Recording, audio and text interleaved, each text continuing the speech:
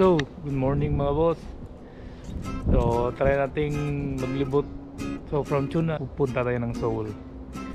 Kasama natin yung scooter natin. So, first time natin itong gagawin na pupunta tayo sa Seoul.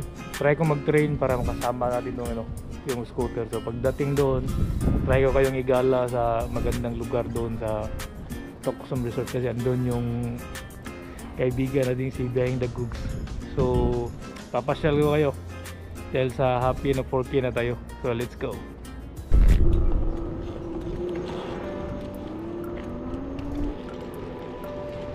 So ito nga palang natin mga boss, itong scooter natin kaya itong tumakbo ng 60 km/h. So mabilis to, para na rin itong motor.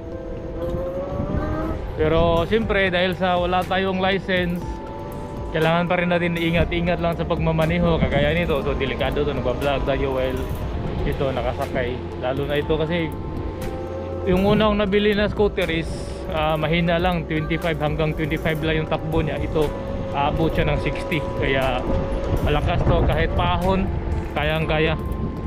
May paahon kasi dito sa lugar namin, so kayang kaya niya talaga. So kaya magandang klase itong scooter na nabili natin. Pero medyo mahal nga lang. Kung sa atin sa Pilipinas, aabot ito nasa 50k. Ito lang, ganito lang. Siyempre, sabihin natin pag nasa Pinas na tayo, mas bali pa na siguro bumili lang tayo ng motor.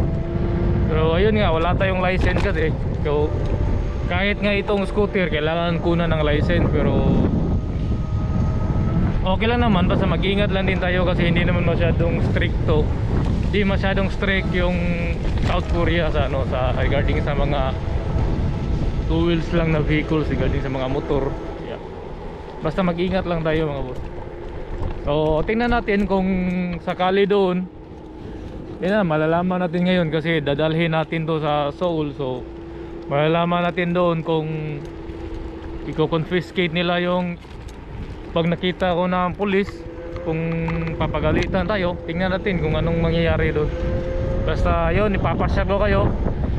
From Chunan papunta tayo ng Seoul, Kasama natin to, makadaan tayo sa sa train. So isasakay din natin hanggang bababa tayo. Ito rin yung gagamitin natin papunta doon sa kay Master Daniel. So first time ko itong gagawin, di ko rin alam, pero nagpaplano na ako kung saan banda ko siya isasakay. So ayun, let's go.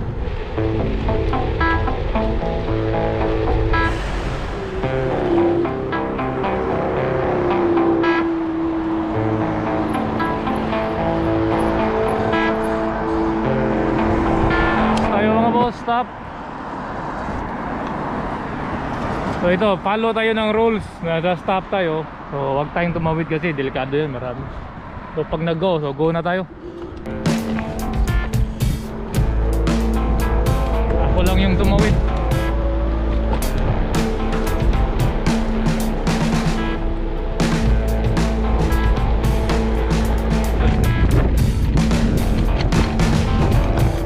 Pagpaliban muna natin yung yung journey to Canada natin kasi ayun nga, may hinihintay pa tayong requirements na importante, yung sa Japan Police Clearance. So hintayin ko lang muna ito, i-enjoy muna natin yung oras na siyempre baka sakaling matuloy tayo dun sa Canada. So pagpatuloy natin yung proseso, tapos i-enjoy muna natin yung oras natin. Enjoy the process lang tayo. Enjoy muna natin kung ang mga panahon na dito tayo sa South Korea. Siyempre nag-try lang din naman tayo, baka sakaling pwede tayo makapunta doon. Yun lang din yung nangyari kasi sa akin noon, na i-try ko sa Japan kasi gusto mag-apply, pero kala ko imposible. Nung nag-apply ako, posible pala. Tulad din sa South Korea, kala ko rin imposible na makapagtrabaho ako dito. Pero nung sinubukan ko rin, naging okay din. Kaya ayun, gusto ko namang sumubok sa Canada, kaya sana matuloy tayo doon. Doon na naman tayo mag-vlog. So malapit na tayo doon sa nakikita ko na yung Kingston Station. So doon tayo sasakay. So let's go.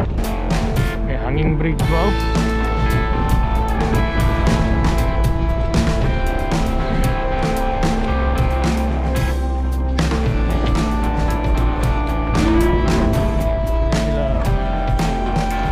Ito yung Kingston Station, dito tayo mag-uumpisa.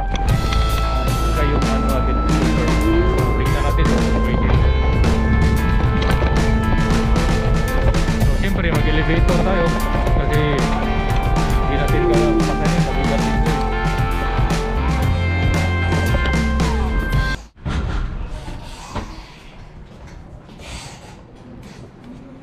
So, sinakay natin.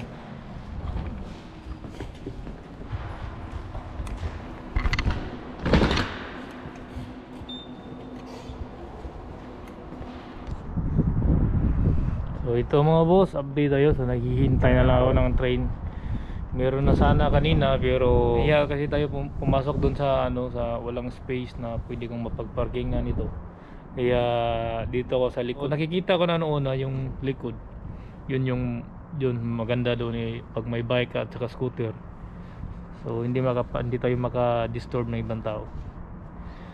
So mamaya update tayo. So ngayon hintay-hintay lang muna tayo. Dito wala masyadong tao. Walang tao dito sa train station. So hintay muna tayo para sa next na masasakyan natin.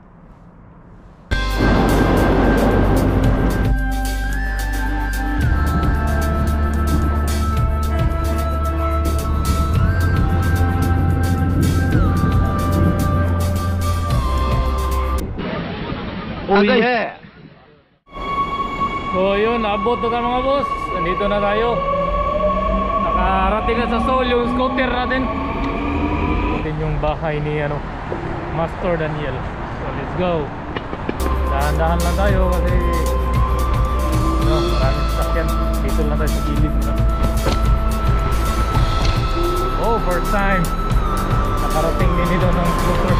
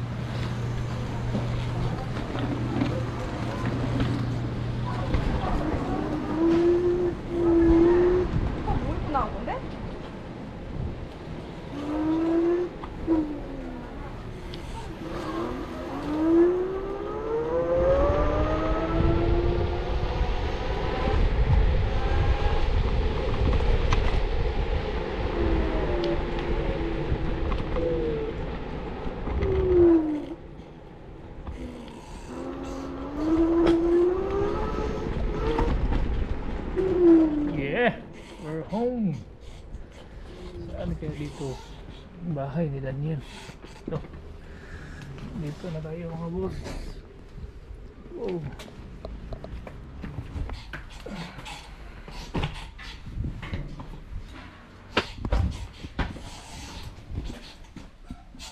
Master.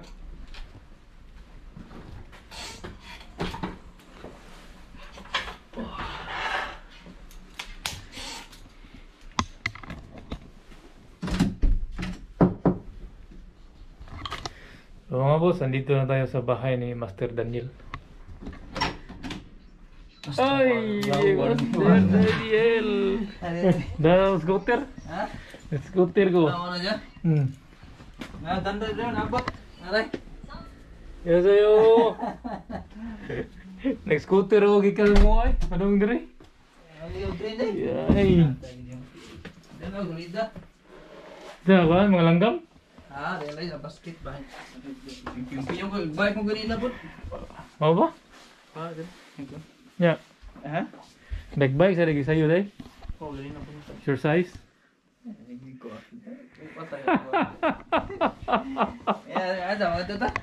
Ikaw? Kada re baway sa?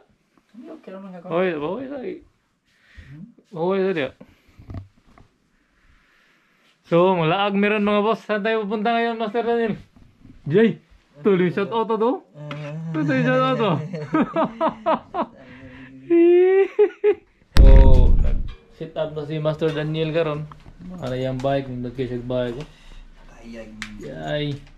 Palitin niya mga 100,000 sa to ah. Nakakuha po scooter lang ko eh. Layom ko daw ka. So galing pa tayong Chonan. 2 hours yung biyahe ko daw. Mahigit 3 hours pala. So pakita namin ngayon yung ano, gaano kaganda dito sa Toksong tama sir? Toksong pala yung title natin no. Kasi maraming views no. Shout out ya? Busy guys ha. Shout out sa mga asawa. Yay, sige lang shout out sa asawa. Arlen Nabingan Zero. Oh. Yawa ka mingawa no? Mingaw yung asawa na guys. Kung pwede mo lang langoy yun yung dagat ako ng tabukon. Yay! Ugli pa rin ang kalawakan. Grabe, ikaw nag-diskarte. High school pa mo na mga istoryahan mo. Pinamaki na siya.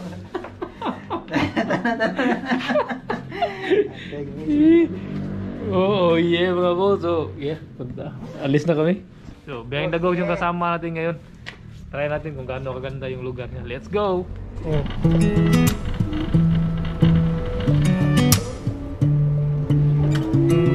Ha?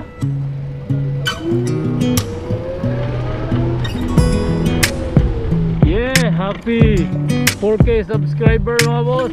Oh yeah, biyahing dagogs on the move. Bye ka, bye. So ito yung ganda ng lugar dito mga boss sa Rome. So yan, maraming nagbabay. So ako, joker.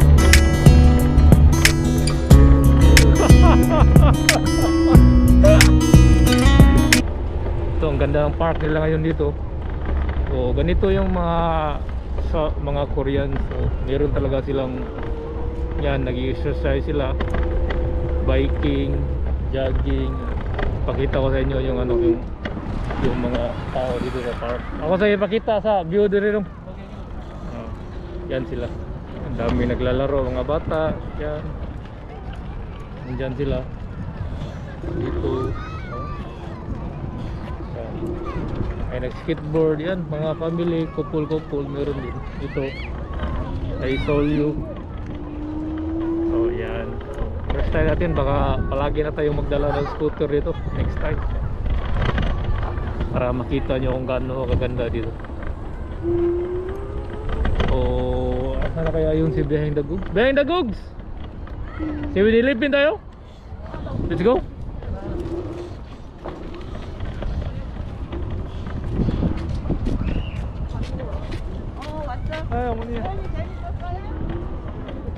Yan yung 7-Eleven dito mga boss.